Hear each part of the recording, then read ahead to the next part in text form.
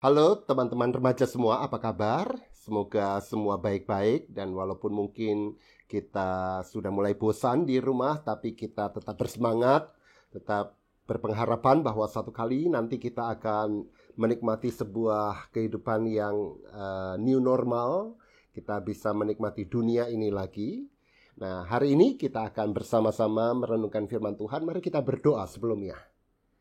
Ya Tuhan yang baik, di tengah semua kemurungan dunia ini yang seringkali membuat kami bosan dan membuat kami tidak tahu apa yang harus kami lakukan, biarlah firman Tuhan ini boleh menyegarkan kami dan membuat kami dapat belajar bagaimana kami harus menyikapi situasi kami dan hidup di dalam Roh-Mu yang kudus yang membuat kami menjadi berkat bagi orang lain.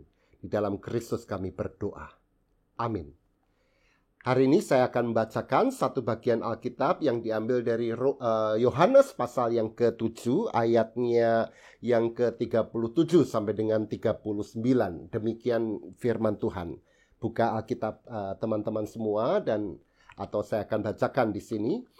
Yohanes pasal yang ke-7 ayat 37 sampai dengan 39. Dan pada hari terakhir, yaitu pada puncak perayaan itu, Yesus berdiri dan berseru, "Barang siapa haus, baiklah ia datang kepadaku dan minum. Barang siapa percaya kepadaku, seperti yang dikatakan oleh kitab suci, dari dalam hatinya akan mengalir aliran-aliran air hidup." Yang dimaksudkannya ialah roh yang akan diterima oleh mereka yang percaya kepadanya. Sebab roh itu belum datang karena Yesus belum dimuliakan. Nah teman-teman, setiap kali kita bicara soal hidup yang dipenuhi oleh Roh Kudus, ya, maka ada beberapa kesan, ada beberapa pemahaman yang sering kali muncul. Yang pertama adalah bahwa orang Kristen yang dipenuhi oleh Roh Kudus itu orang yang bisa berbahasa lidah, berbahasa roh, bisa bernubuat, bisa mengekspresikan imannya dengan cara yang gegap gempita. Yang kedua, mungkin ada juga yang berpikiran bahwa orang yang dipenuhi Roh Kudus itu adalah orang yang kemudian imannya sangat kuat, spiritualitasnya mendalam, dan seterusnya. Tetapi hari ini kita akan belajar satu makna lain dari orang yang dipenuhi oleh Roh Kudus itu seperti apa.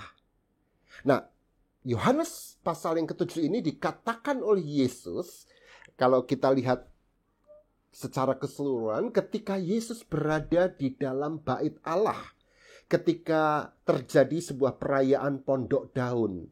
Nah, tempat bait Allah ini sangat penting sebab orang Israel pada saat itu percaya bahwa orang yang hidup bersama dengan Tuhan penuh iman atau yang disebut hidup penuh roh itu haruslah melakukan ritual-ritual, kegiatan-kegiatan gereja, kegiatan bait Allah yang penuh dengan aktivitas. Tapi Yesus mengatakan berbeda. Pada ayatnya yang ke-39, Yesus berkata begini, "Barang siapa haus, baiklah ia datang kepadaku dan minum. Barang siapa percaya kepadaku." Nah, kemudian Yesus mengutip satu ayat dalam kitab suci Perjanjian Lama, ya. Dikatakan seperti yang dikatakan oleh kitab suci, dari dalam hatinya akan mengalir aliran-aliran air hidup. Nah, pertanyaannya, dari mana ini dikutip? Ternyata Yesus mengutip Yehezkiel pasalnya yang ke-47.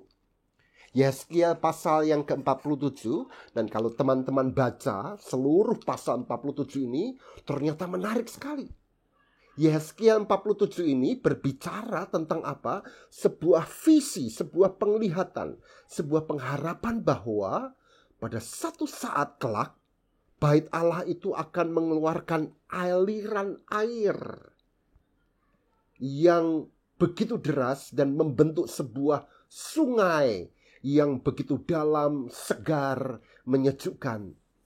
Nanti teman-teman bisa membacanya sendiri, Yehezkiel pasalnya yang ke-47.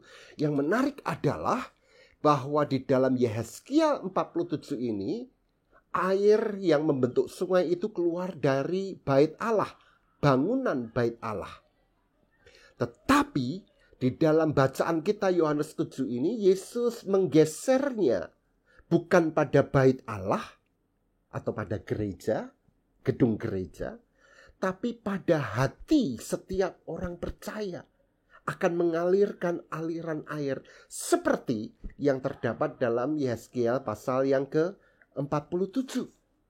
Nah, kalau kita perhatikan bait Allah itu adanya di mana? Di dalam peta ini kita melihat bahwa Yerusalem, di mana ada bait Allah, itu berada di sebelah barat dari sebuah laut yang kecil yang namanya Laut Mati.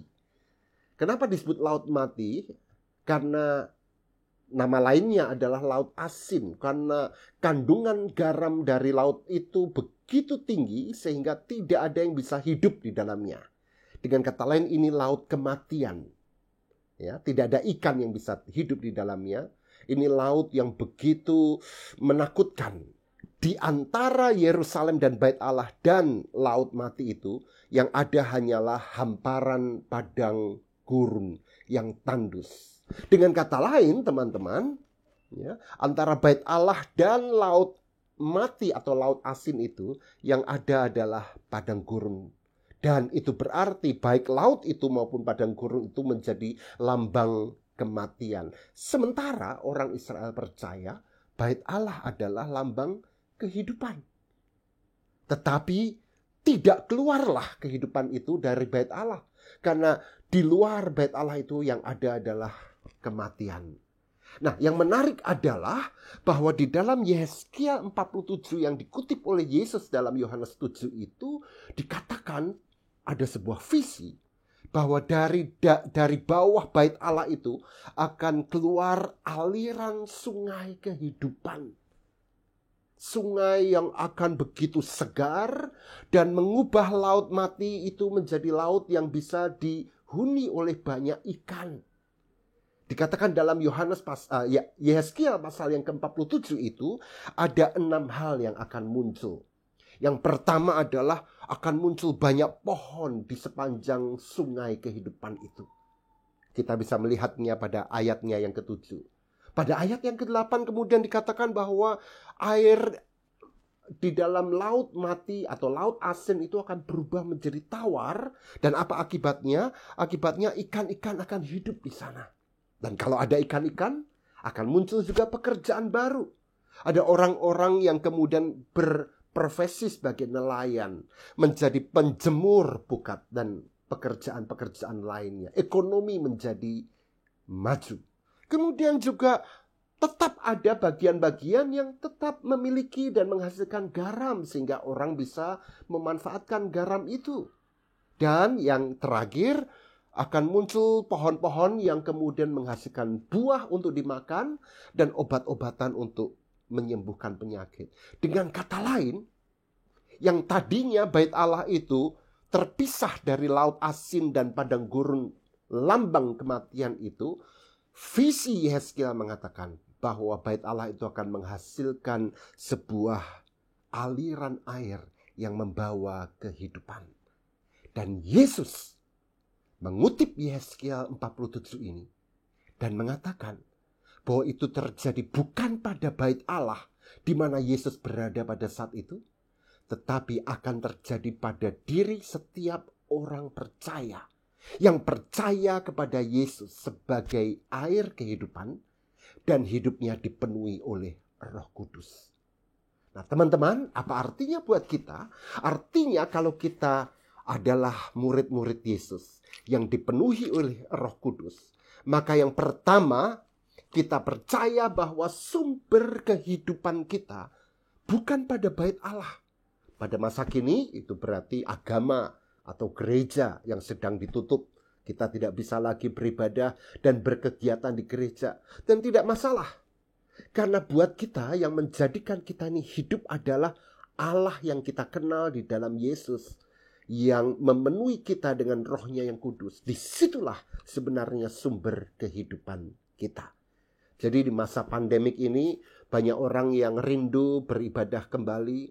Tetapi yang paling penting sebenarnya adalah walaupun kita tidak bisa beribadah di gereja, kehidupan kita tetap menjadi subur melimpah ruah seperti aliran air itu. Karena sumber kehidupan kita adalah Yesus. Hidup kita dipenuhi oleh Roh Kudus. Nah, yang kedua, teman-teman semua, kita juga belajar bahwa seseorang yang percaya kepada Kristus dan hidup oleh Roh Kudus, maka hidupnya itu akan keluar, melimpah, menjadi berkat buat orang lain. Dan itulah sebenarnya makna yang ketiga dari penuh dengan Roh Kudus. Hidup dipenuhi Roh Kudus. Hidup yang dipenuhi Roh Kudus bukanlah hidup yang bisa berbahasa lidah, bernubuat, ya, atau yang spiritualitasnya mendalam, suka berdoa lama kepada Tuhan. Bukan.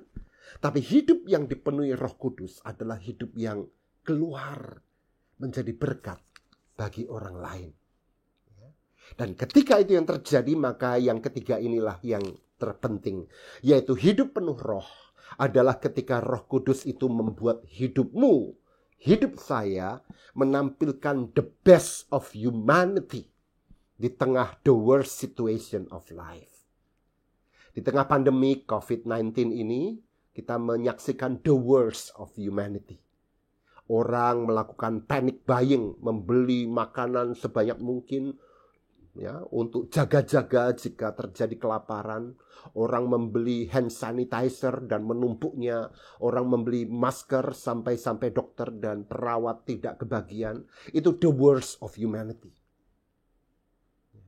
Tetapi di pandemik ini kita juga menyaksikan the best of humanity. Orang-orang yang rela berbagi. Orang-orang yang mau memberi kepada yang berkekurangan.